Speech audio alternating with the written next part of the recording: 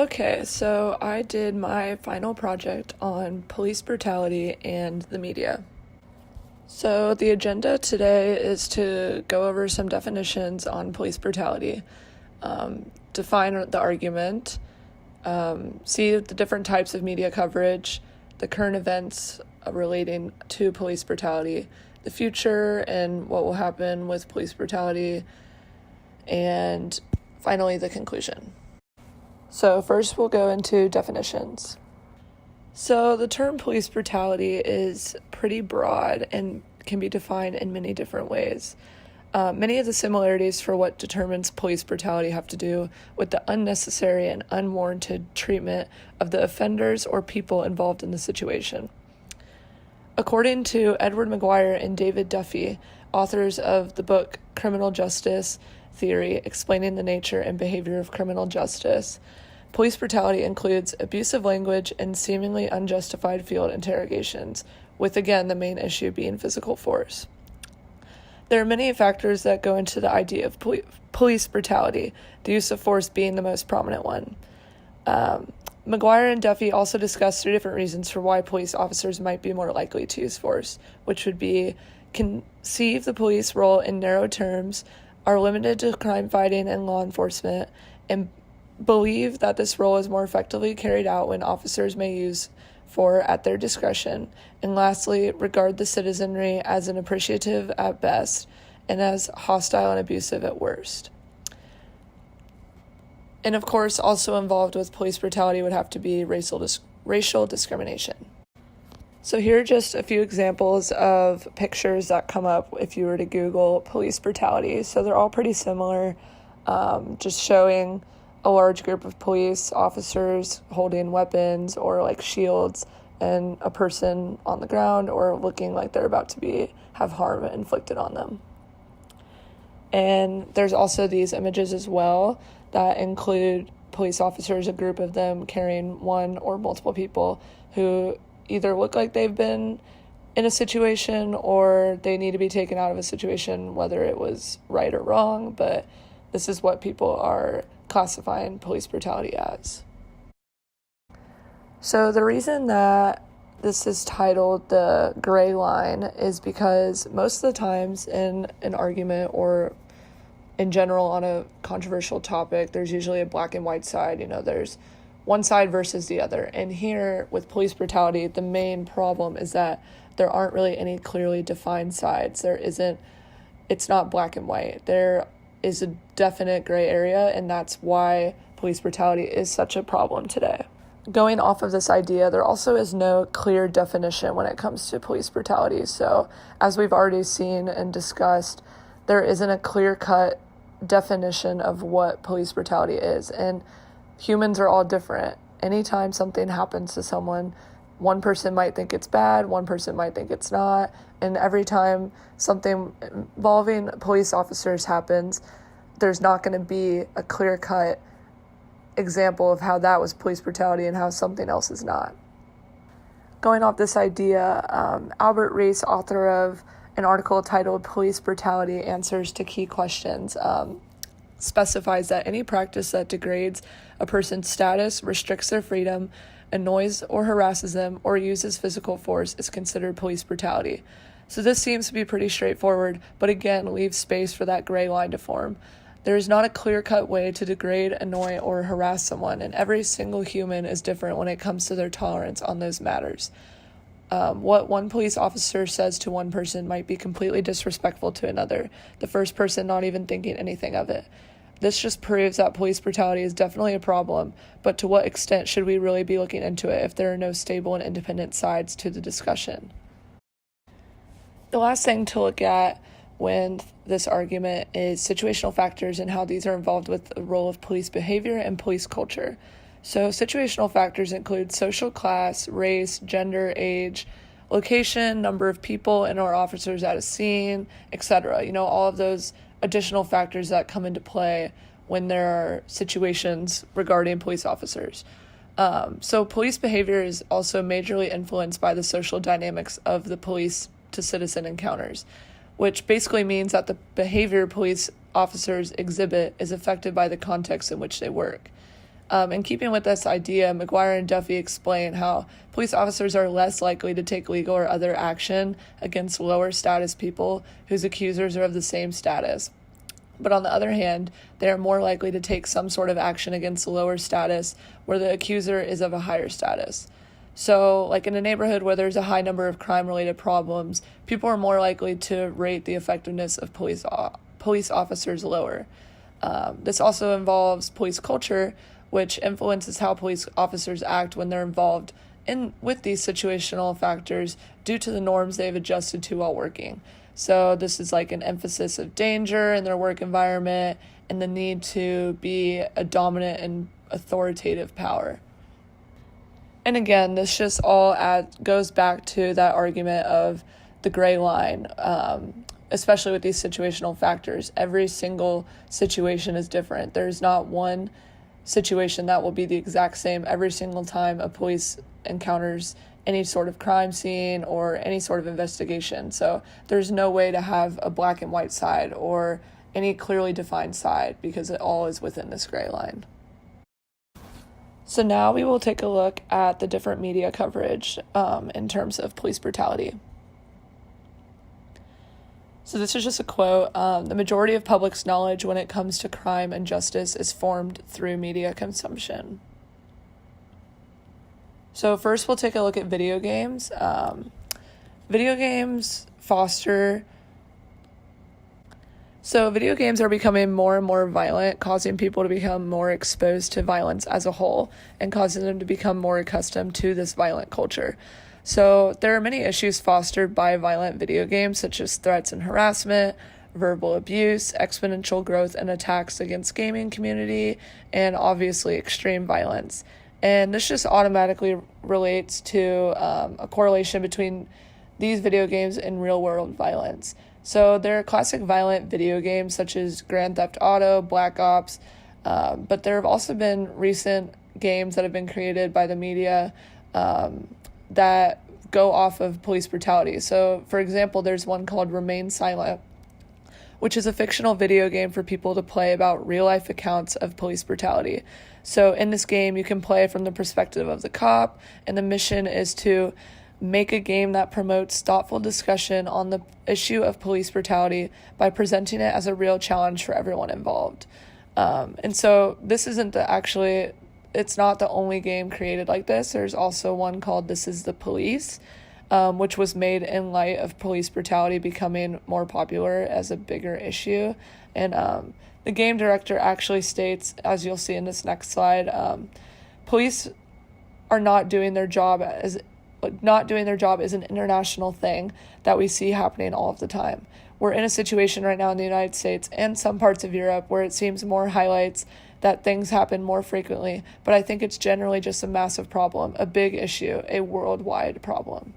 So this just shows that even though video games do foster this violent culture, there are games out there that people are trying to help prevent police brutality, but it's kind of a double-edged sword. You know, if people are going to be playing this game, it also fosters that idea of violence within police organizations. So the next pillar of media coverage would be television. There are a lot of problems with the way police brutality is depicted in TV as well. Popular crime and police-related shows such as NCIS or Blue Bloods give a sort of a false look into police organizations. So these shows depict police officers as being exceptionally good at their jobs, always trying to save the day, or like solving crime, fighting justice in the best way possible. The use of force is also widely accepted when it comes to these types of TV shows, which means the possibility of accepting more forceful actions from police officers in real life could happen. But also on the other hand, if the police officers in these TV shows are dealing with way more dramatic and severe problems and they're using force, then force could be seen as not needing to be used at all in real life situations.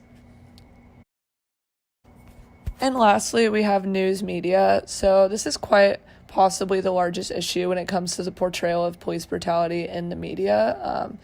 The police and news media do have a mutually benefiting relationship considering the amount of coverage police officers get, but this could be seen as a positive and a negative. Obviously, the negative side to this would be that with the amount of coverage they're getting, this would shed a bad light on police, especially if police brutality is at the forefront of the news media.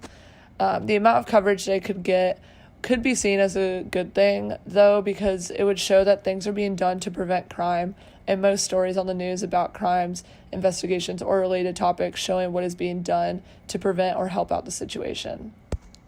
There are times, though, where the news media does portray police officers as sort of heroic professional crime fighters, but also the news media does focus too much on negative criticism of police organizations rather than this positive or successful crime prevention. And again, this all just goes back to the main argument of there aren't black and white sides to this topic of police brutality. There are people who are showing police officers as heroes and like saving the day, but then there's also tremendous stories and like coverage showing the terrible sides of police officers and what they're doing to innocent people. So again, it's just such a gray line for this controversy. So for current events, the media has really been exploiting the issue of police brutality in America recently, with impactful stories about innocent people being shot and killed by police officers to famous musicians writing songs about it. It's just widespread at this point. There are also specific sections of newspapers which I find really interesting. For example, on the New York Times, they actually have a tab titled Police Brutality, Misconduct, and Shootings, which only features these types of stories. So that really just goes to show how popular the issue of police brutality has become and how frequent we are seeing people being treated poorly by police organizations in one way or another. So the most prominent stories we see of police brutality are probably the brutality of minorities, especially within Black communities. So Reese claims that minorities and other non-conformists are bigger targets for police brutality. One of the most famous stories relating to this would be the murder of Michael Brown Jr. He was an 18-year-old African-American man and was fatally shot by a white officer. Even though it was believed that he had surrendered, saying, "Hands up, don't shoot," which is a tagline that a lot of people are using in their protests. Stories like these are happening every day, causing there to be way too many to count. So we obviously know there's so many. There's also the Trayvon Martin case where he was said to be walking and just had a bag of Skittles and a tea with him and got shot by a police officer and killed. So you always see that justice for Trayvon. And Pagan Kennedy adds, quote, "We don't even know exactly how many officer-involved shootings happen every year because we still do not have a single national system that chronicles and documents every police-involved shooting in this country." So that just goes to show that there are just so many accounts of police brutality happening every single day. And again, so many different extremes, like so many different degrees to which these are happening, that it's too many to count, and there's no way to possibly count all of them and decide what is right, what is wrong on every single account. Another example of the current demonstration of police brutality in the media would be with celebrities. So Pepsi did a commercial in 2017 featuring Kendall Jenner basically saving everyone's problems by offering a police officer a Pepsi. So what the commercial was a peaceful protest happening down like the streets. People were playing music, just holding up signs, walking nicely, and they come across a line of police officers who are about to attack them. I guess you could make the inference that they weren't going to be allowed to continue to protest even though they were doing it peacefully. And Kendall Jenner comes out of nowhere, decides to join the protest, walks up to the police officer, hands them a Pepsi, and then everyone is good to go. So This not only diminishes the problem of police brutality, but also shows that even major companies like Pepsi aren't understanding the messages they're sending to people within the media. So here you can see different celebrities and people tweeting about how this ad really just did not work. And lastly, we have Childish Gambino's song that came out earlier this year titled "This Is America." The song addresses the wider issue of gun violence in the United States, as well as the racism and discrimination towards African Americans. In the music video, which was the most popular part of the song, it shows Gambino singing and dancing through a warehouse while all of these horrific things are happening around him. police brutality being one of the main things shown. The idea behind it was that people are getting distracted by mainstream media and things that aren't really important and aren't realizing what is happening around them. And this just also shows nothing is being done about the problem, and lives are being lost, and people aren't really paying attention. But, this is America, so this is how we're living. This is like how we're taking care of major issues, which is just not okay. So for the future of police brutality, today police brutality is a pretty heavy topic of conversation, especially due to its coverage in the media, but also its acceptance at such a wide level. So Syria Lang states in her article that the view of police brutality is aberrational and even justified, which allows it to flourish in a number of ways, including making it easier to discount individual stories of police brutality and weakening the case for any kind of systematic reform. So if police brutality is becoming increasingly more accepted, what does this mean for the future? U.S. police officers kill roughly 1,000 people and wound more than 50,000 people every year, a daunting yet realistic number. While this really isn't that shocking considering the amount of coverage we see, it is important to note because clearly not enough is being done about it. Unfortunately, this could become something that just happens and something that is difficult to do anything about or change. As we can see with other major issues in the United States, such as tragedies, these become something that we aren't necessarily surprised by when they happen. Take school shootings, for example. After Columbine and Sandy Hook and many, many others, these tragic events don't seem to be too far from the normal.